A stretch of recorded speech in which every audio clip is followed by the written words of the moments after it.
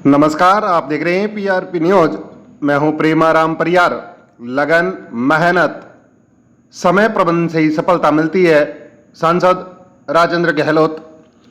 चतुर्थ प्रतिभा सम्मान समारोह एवं शिक्षा जागृति सम्मेलन श्री सैनिक क्षत्रिय माली युवा संगठन 22 खेड़ा बिरई क्षेत्र बावड़ी द्वारा आयोजित चतुर्थ प्रतिभा सम्मान समारोह एवं शिक्षा जागृति सम्मेलन बावड़ी में आयोजित किया गया। समारोह में माली समाज की विभिन्न क्षेत्र की 451 प्रतिभाओं को प्रशस्ति पत्र, मोमेंटो व मेडल देकर सम्मानित किया गया। इन प्रतिभाओं में 250 से अधिक छात्राओं को भी सम्मानित किया गया है। कार्यक्रम का शुभारंभ गणेश पूजन व सरस्वती वंदना के साथ किया गया। समारोह के मुख्य अतिथि जोधपुर राज्यसभा सांसद राजेंद्र गहलोत ने प्रतिभाओं को संबोधित करते हुए कहा कि लगन, मेहनत और समय प्रबंधन से ही सफलता मिलती है। किसी भी समाज का उत्थान अलग अलग विचारधाराओं व मतभेदों को भुलाकर एक जजम पर बैठकर वह समाज का उदार लोकतंत्र में भागीदारी से हो सकता है। वहीं पूर्व राष्ट्रीय अध्यक्ष सुनील परियार ने कहा कि ऐसी प्रतिभा सम्मान समारोह से बच्चों में आगे बढ़ने का उत्साह जागृत होता है। आरजेएस शिवांगी सोलंकी ने कहा कि शिक्षा से ही व्यक्ति का सर्वांगीण विकास संभव है। प्रोफेसर दिनेश गहलोत ने कहा कि विद्यार्थी जीवन में अनुशासन से शिक्षा का मुकाम हासिल किया जा सकता है। समारोह संगठन के संरक्षक अल्पुराम टाक की अध्यक्षता में हुआ। सांस्कृतिक कार्यक्रम की रंगारंग प्रस्तुति सम्मान समारोह में 4 चांद लगा दिए। समारोह में भोजन की व्यवस्था महात्मा फुले युवा विकास संस्थान की ओर से की गई थी। समारोह में भामाशाहों का विशेष योगदान रहा। इस कार्यक्रम के दौरान मौजूद रहे। समारोह में राजेंद्र गहलोत, राज्यसभा सांसद कुंती देवड़ा, महापौर जोधपुर उत्तर राजेंद्र सोलंकी, पूर्व राज्य मंत्री सुनील परियार, पूर्व राशि को अध्यक्ष professor doctor Hariram Pariyar, professor doctor Babulal Devda, Premchand सांकला, पूर्व निदेशक संयुक्त शिक्षा विभाग, अमृतलाल सांकला आरजेएस, विष्णाराम देवड़ा आरएएस, ओम प्रकाश टाक एसीबीओ लूनी, संदीप सैनी उदयपुर वाटी, लोकेश नागौर, जितेंद्र देवड़ा, महासचिव जेएनयू भंवरलाल भाटी, 22 खेड़ा बिरई क्षेत्र अध्यक्ष कालूराम सोलंकी, पूर्व प्रधान जालाराम सांकला, पूर्व प्रधान दिनेश सांकला, पंचायत समिति सदस्य सरवण भाटी, सूरजाराम भाटी, धर्माराम देवड़ा, बागूराम सांकला, पूर्व सरपंच बिरई लोम्बाराम, मोहनराम देवड़ा, कोजाराम भाटी, बुद्धाराम सांकला, कुशाल सांकला सहित समाज बंधु मौजूद रहे। मंच का संचालन हनुमान सांकला, अजय पाल सांकला और रामनिवास भाटी ने किया।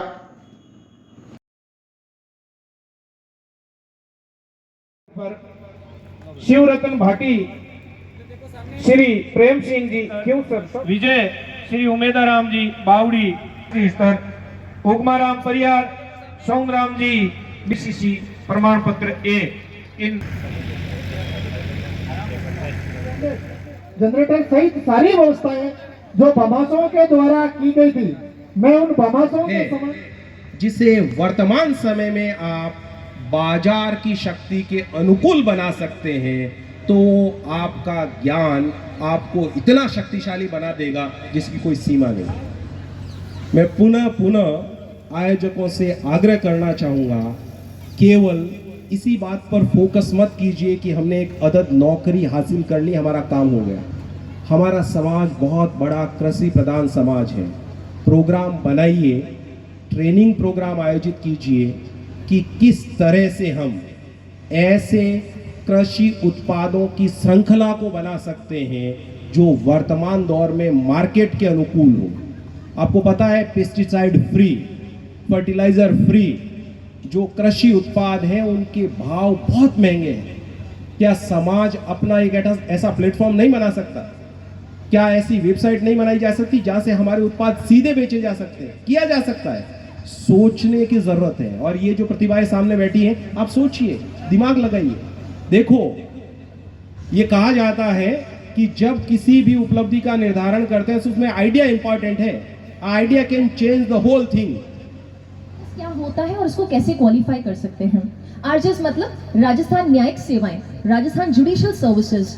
जैसे आपकी प्रशासनिक सेवाएं होती है, एडमिनिस्ट्रेटिव सर्विस, वैसे राजस्थान पे स्टेट लेवल पे, कभी भी ये नेशनल लेवल पर आपको एग्जाम नहीं मिलेगा। स्टेट वाइज जुडिशरी रिक्रूटमेंट करता है सीधा सिविल जज एंड जुडिशियल मजिस्ट्रेट की पोस्ट पर। और इसके लिए चाहिए क्या? सिर्फ एलएलबी। वो LLB आप 12 के बाद कर सकते हैं, BLLB कर सकते हैं, BBLLB, BCom LLB हो सकता है, या 3 इयर्स भी कर सकते हैं। पहले BA कर लिया, BCom कर लिया, उसके बाद 3 इयर्स का LLB कर लिया। उसके बाद जब आप फाइनल ईयर में हैं तभी आप राजस्थान हाई कोर्ट की वेबसाइट पर जाएंगे। हर 2-3 साल से वैकेंसी निकलती है, आप इसका फॉर्म फिल कर सकते हैं और 3 चरणों में इसका पेपर होता है, just like UPSC, preliminary, mains and interview, प्रारंभिक, मुख्य और फिर आपका साक्षात्कार होता है। अब जरूरत क्यों है? हम UPSC भी तो कर सकते हैं, बैंक की नौकरी भी तो कर सकते हैं, जज बन के ऐसा क्या उखाड़ लेंगे? अब मैं आपको ये डंके की चोट पे कह सकती हूँ कि अगर आप किसी भी और सर्विसेज से जुडिशियल सर्विसेज को कंपेयर करोगे तो आप हमेशा देखोगे जज के पास पावर ज्यादा है। जितने भी एडमिनिस्ट्रेटिव सर्वेंट्स होते हैं वो एग्जीक्यूटिव मजिस्ट्रेट्स होते हैं, कार्यपालिक मजिस्ट्रेट होते हैं, और हम क्या होते हैं? जो जज बनते हैं वो जुडिशियल मजिस्ट्रेट होते हैं, न्यायिक मजिस्ट्रेट। आप न्याय देते हैं सीधा, आपके पास तुरंत प्रभाव से ये अधिकार होता है कि जहां खड़े हो वहां अरेस्ट करवा सकते हो। किसी भी पद का व्यक्ति हो वो आपके पास न्याय लेने आता है, आपको उनको पीनल कॉन्सिक्वेंसेस देने का पावर मिलता है, मतलब सीधा पनिशमेंट का पावर मिलता है, जो कि UPSC वालों को पावर नहीं है। एंड उसके साथ साथ मुझे ऐसा लगता है कि जब भी कोई हमारी कोर्ट में आता है न्याय लेने के लिए, या कोई भी व्यक्ति हॉस्पिटल जाता है ना, तो डॉक्टर के बाद हॉस्पिटल में भगवान के बाद हमेशा हॉस्पिटल में डॉक्टर को भगवान मानता है। पत्रकार साथियों, मैं सबसे पहले तो संस्थान के तमाम पदाधिकारियों को मेरी तरफ से बधाई और साधुवाद देना चाहता हूं कि आपने ये चतुर्थ प्रतिभा सम्मान समारोह आयोजित कर इस कार्यक्रम को प्रथम से मैं लगातार आ रहा हूं, और आपने जो कंटिन्यूटी बना रखी है, निरंतरता बना रखी है, उस हेतु मैं आपको बहुत बहुत बधाई देता हूं। राजेंद्र गहलोत साहब भी पधारे हैं। मैं इनको हर्ष के साथ बताना चाहता हूं कि पिछला कार्यक्रम हुआ था तब मैंने इनसे कमिटमेंट लिया था। कचरोजी टाक बैठे हुए हॉल बना रहे थे, मैंने कहा इसको लाइब्रेरी, वाचनालय बनाओ और कोचिंग सेंटर बनाओ। मैं तमाम संस्थान के पदाधिकारियों को मेरी तरफ से बहुत बहुत बधाई प्रेषित करना चाहता हूं कि आपने एक ऐतिहासिक कार्य किया। आज ज़्यादा कहने की आवश्यकता नहीं है कि हमारी बेटियां आज आगे बढ़ रही है।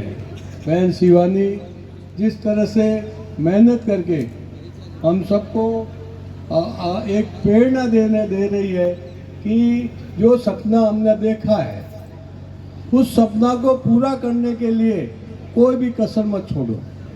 ये लक्ष्य निर्धारित हम यदि काम करेंगे तो हमें अवश्य सफलता मिलेगी। कुछ सफलता के लिए कुछ मेहनत करनी पड़ेगी, कुछ लोगों का मार्गदर्शन लेना पड़ेगा, कुछ हमें आपको आगे बढ़ने के लिए हर समय का मैनेजमेंट करते हुए यदि हमारे बच्चे आगे बढ़ेंगे तो उसको कोई नहीं रोक सकता। समाज आपके साथ खड़ा है, इसीलिए आपका ये सम्मान करके, आपको उत्साहित करके, प्रोत्साहित करके हम कहना चाहते हैं आप बढ़ो, आगे बढ़ो, आपके लिए हम काम करेंगे। प्यारे विद्यार्थियों, मैं इस अवसर पर आप सबको अपनी ओर से बहुत बहुत शुभकामनाएं देता हूं और यही कहना चाहूँगा, जीवन में आगे बढ़ने का रास्ता केवल शिक्षा है। सभी विकास का जो ताला खोलने वाली चाबी है वो शिक्षा है। अगर आपने शिक्षा हासिल कर ली है और सही रास्ता चुन लिया है तो आपका पूरा जीवन सुधर जाएगा, आपका जीवन संवर जाएगा, परिवार का जीवन संवर जाएगा और समाज के लिए एक ऐसी बात हो जाएगी जो आने वालों को प्रेरणा देगी। प्यारे बच्चों, मैं हमेशा यही कहता हूं, अपने आप को कभी कमजोर मत समझो, दूसरों से हीन मत समझो। जो आगे बढ़ने का भाव रखता है उसको मंजिल अवश्य मिलती है। कि सपना हमेशा बड़ा देखो और उसे पूरा करने के लिए दृढ़ निश्चय, कड़ी मेहनत और निरंतर उसे प्राप्त करने के प्रयास करने चाहिए। यही सफलता के मूल मंत्र है। सपने वो नहीं होते जो नींद में देखे जाते हैं, सपने वो होते हैं जो जिन नींद को आने नहीं देते। श्री सैनिक क्षेत्रीय